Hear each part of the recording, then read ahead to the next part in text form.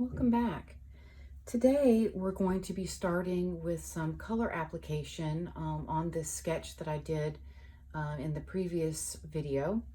I did take a couple of minutes after I ended that other video to go back in and get rid of some of the extraneous lines that I didn't want anymore. And then I also did a quick spray with matte fixative. Now, this stuff, you should never spray your sketches or anything inside, because this is, the vapors are harmful on this product. But what this does is that it acts as kind of a barrier so that your graphite stays on the page as you're going through with your watercolor, and it won't lift the watercolor up so easily. You can do a layer of this. I like to also do a layer of this workable fixative after I've completed my first layer of watercolor to help seal that in, and it creates a nice texture for pencil to go over.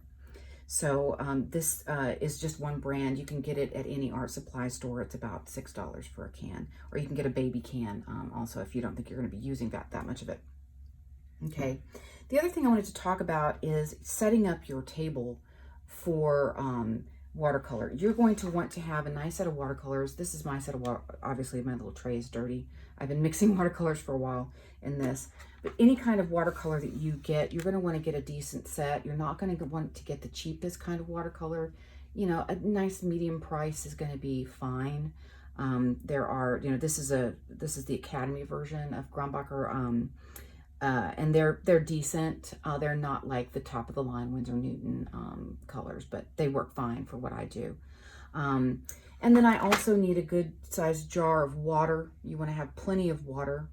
If you're right-handed, keep your water, your paper toweling, and your watercolors on the right side of your drawing, because you don't want to have it over on this side and then be dripping across your drawing, okay?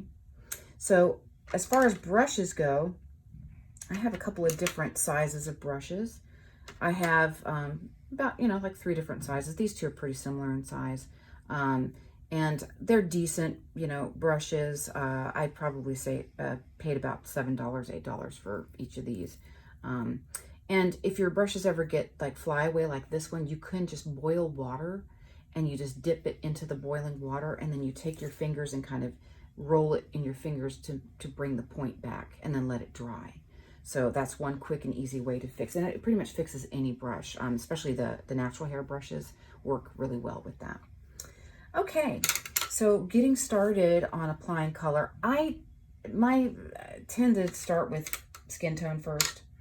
And for skin tone for this particular sketch, I'm going to use a Caucasian skin tone, and that's just going to be a mixture of white, yellow, a little bit of brown, and a little bit of red. So you're making kind of a peachy color, and that's what I have over here in my watercolor palette. I've got kind of a peachy color that I've mixed. So again, white, yellow, a little bit of brown, a little bit of red. Really make just the tiniest bit of red, because you don't want to get it too pink. Then as you're starting to think about setting your brush down, you're going to want to think about the darkest side of the face. For my sketch, I'm going to imagine that my light source is coming in from the right-hand side. So I'm going to start on the left-hand side of her skin, and I'm going to think about that as being my darkest area. And then I'm going to take some water and get most of the paint off of my brush, and then I'm going to just kind of move that color around. And again, take some of the water, move some of the paint off of the brush, and you're going to play around with how you are applying that color to keep a shadowy area there. I also went back in and I kind of gave a sense of the clavicle there at her neck, and she would probably also have a little bit more color under her chin because there'd be a little bit of a shadow there. So as you're thinking about laying down your paint, you have to keep that in mind as well. So maybe there'd be a little cast shadow on this side of her hair, because her hair's kind of in her face. And then I'm going to think about the inside of her eye, both on this side where the shadow side is, and then this other side as well, because her brow might also be casting a little bit of a shadow onto her eyelid. And I'm just moving that color around and filling it in, okay? And then once you're happy, don't overwork the area. You can always add more layers, but you need to have that layer dry a little bit, okay? I feel like that was a little bit too far onto her forehead, so I just moved that off. You might also, the other things like under her nose, under her lower lip, might have just a little bit of a darker area there. So you can just set a little bit of color there. And I'm just using the lightest touch and the tiniest amount of pigment, okay? On this brush, for whatever reason, I've got like just a little bit of a curve on the hair of my brush. I'm just gonna trim that off real quick. I'm not sure what happened with that. I think maybe it got curved the last time I used it. Okay, so now I'm gonna start on her arms. I'm gonna think about all the areas, and I'm gonna have enough paint to mixed up so I'm not having to remix the color because I want it to all be the same color. Okay, so just laying down, again, I'm thinking where the darkest side of her arm would be, and then I'm pulling the color from that side onto the other part of her hand so that this stays darker. And then on this arm, the underside of her arm would be the darker side. And then I'm pulling the color away, and that would be a brighter side of her body because the light source is on that side. Okay, so that'll be the lightest part there. And then maybe I go back in if I feel like it's still a little too light, go back in and think about drop shadow. Okay, so now I'm gonna think about her legs, and I don't think that I have enough mixed up for her legs. I think I'm gonna add a little bit more, get a little bit more color going here. A little bit of the yellow, a little bit of the white. Okay, and so now I can start on her legs.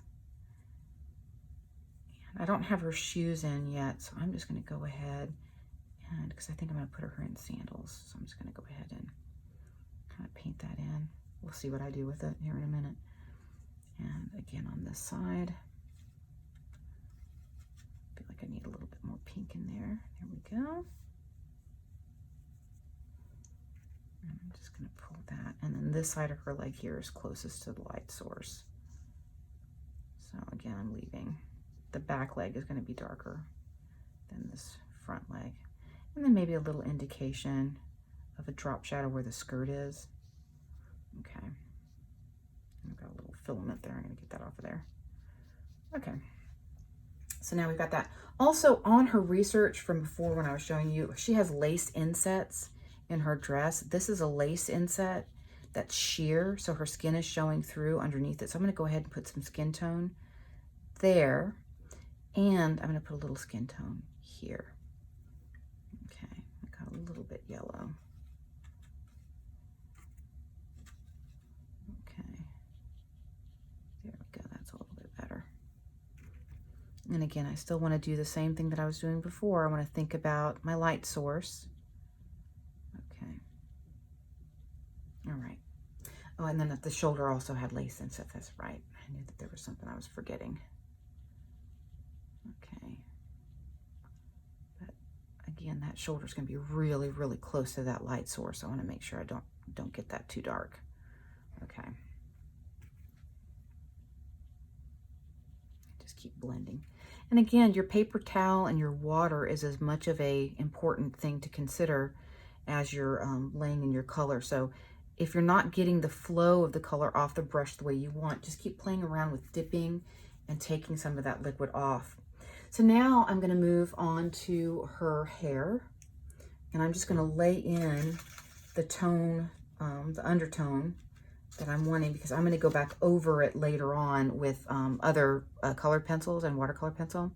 So I do I'm going to start with like a medium tone, kind of warm brown with a lot of red in it, and get that in there. And I'm thinking the same things. Where's the darkest area going to be? And I'm going to keep moving that color around. I'm going to be thinking about the darkest dark. Really, that's going to be on that side. Okay. And now I can take some of the color off of my brush with just a tap on the paper towel. And be real careful that you don't let that color that you're, you know, coming up against the side of the skin tone that may still be wet, don't let that bleed onto the other area, okay? That's where a hair dryer comes in really, really handy. Having a hair dryer next to your working station. I've got one here. I just need to plug it in real quick.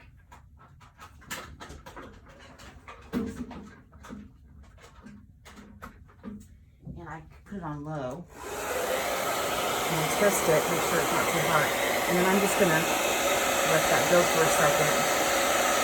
And it can help me force dry these areas so I don't have bleeding onto the other areas. Okay. All right. So going back to my hair color, I can start to, or just continue laying in this darker area. Make it a little darker. Go over it again. And I don't have as much control when I'm far away from the area, so I can turn, I highly recommend this, turn your paper. There's no big deal with it, right? There's no rule that says you have to paint a certain direction. You know, you can, whatever gives your hand more control is going to be the way that you want to do it. Okay, so, oops, let me get this, because I don't know if you can see that. Here, let me try that again. I'll show you a little bit more. I'm going to go over here, and I'm going to lay this in here.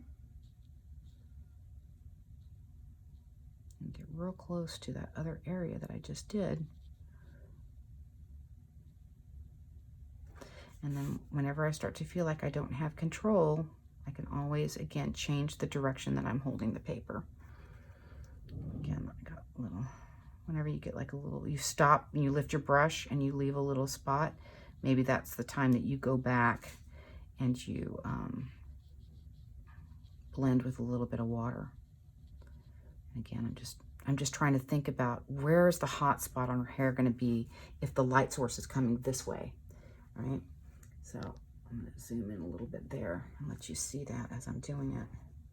Again, I just picked up the smallest amount of pigment, and I'm just thinking about, okay, where would it be dark? It would probably be dark on this side here. It's going to be darker near her neck here, certainly right in there. And whatever I don't do with the watercolor, I can do later with watercolor pencils or colored pencils, okay? I'm not a big fan of what's happening right here where I just put that line of color where it looks kind of, I don't know, it looks a little bit like just a straight line. So I might just go in and kind of rub that out a little bit. Now, you can always kind of use your finger too if you're not happy with something. I'm going to turn this around again and do this one more time. There we go. That was just bugging me. Okay, so now, let me zoom back out. Oops, wrong way. Okay, so now we've got her back. And that, again, your graphite line's kind of gone away, right? Because you put color over the top. So you're going to have to go back with pencil anyway, right? So now I'm going to mix up the color of the dress that I want. And I wanted to kind of a peachy pink, kind of dusty rose color. Kind of this pinky color here.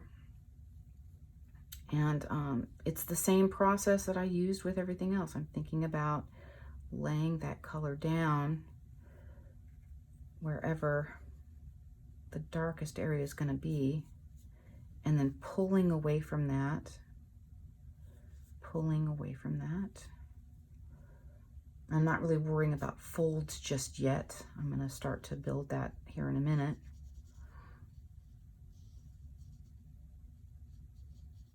And if this brush, if you feel like your brush is just not quite big enough, like maybe I could switch to this bigger brush here and get more of that area going. Yeah, this is going to be a better brush for this area. A tighter brush for her face and hair. Bigger brush for the fabric.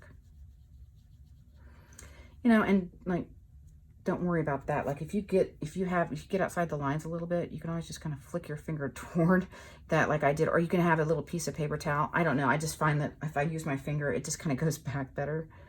Okay. Okay. And I got that a little bit on her hand. Let's see if I can get that out of there. There we go.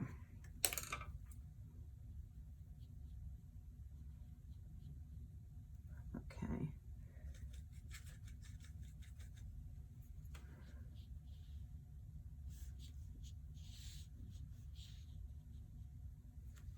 Get this out of the way a little bit because it's in my way.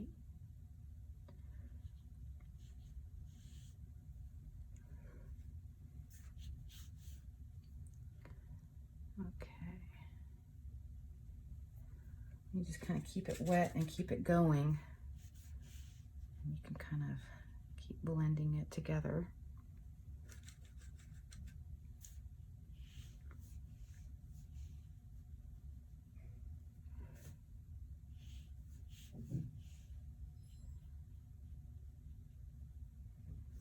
And with subsequent layers, you can get it really, really smooth.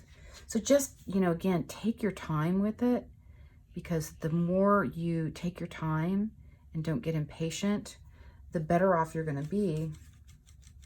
You don't want to rush things and then run the risk of having a mistake. So just take your time and know that this first layer is not going to look great because it's just the background layer of the color. You're trying to do your best to make it as smooth as possible, but it's not going to be fantastic, this first layer. Okay. So just do this. I'm going to try to get a little boo-boo fixed there. And you see how much I rotate the drawing because I want to make sure that I have control over the application of color. And again, this side's going to be darker, so I need to, mix a little bit more pigment in there so that on that side of the arm. And I just took most of it off of my brush because I want to smooth that out now.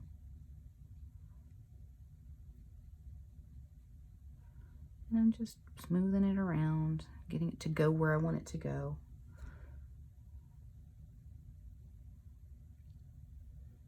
I know that there next to her body, that would be a little darker as well.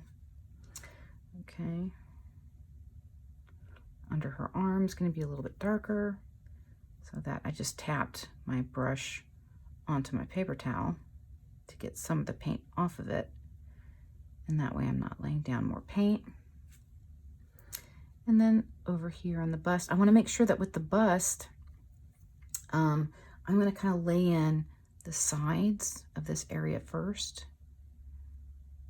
And then if I pull away from the sides toward the center, get rid of some of the paint off of my brush, then I'm going to leave the kind of the area of the bust, the highest part of the bust, the lightest part, so that it looks more three-dimensional. Okay, so you can see how I did that. I kind of saved the high spot to have more of my paper showing through. And then that you can kind of give you a sense, it doesn't look so flat. Okay, and then here on this side, it's going to be a little darker because it's under her hair and it's away from the light.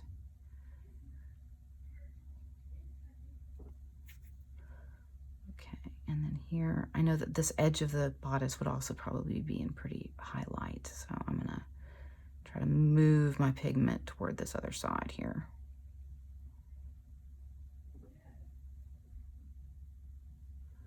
Okay, here it got a little dotty because I was tapping as opposed to brushing. And I'm just going to go back here and add a little bit more pigment on the places where I kind of want it to be a little darker. If I can get there we go. And at this point, I think probably I'm going to need to go ahead and force dry it again a little bit because I'm just lifting and moving around my paint now because it's still so wet. Okay, and just kind of move that over again, maybe just a little bit. Again, thinking about where are the highest parts of the body, where are the low areas of the body. Okay. And then here we go again with the drawing.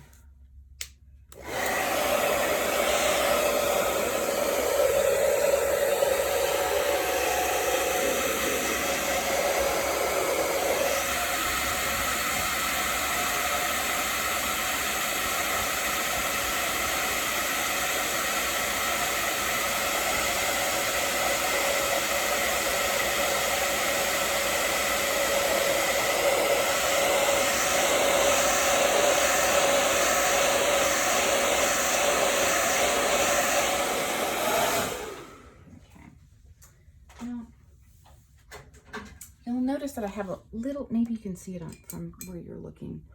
I have a little tiny boo-boo here at the bottom. I had a little bit of paint on my hand. And so before I let it sit too long, I think I'm just gonna clean my brush really well, and then I'm trying to get it off of there. See that little tiny speck? Maybe you can't see it, but I got it off of there. And you can, again, you can just use a little torn off piece of paper toweling if you did like what I did. And it was because I had it on the palm of my hand, and I set my hand down my drawing.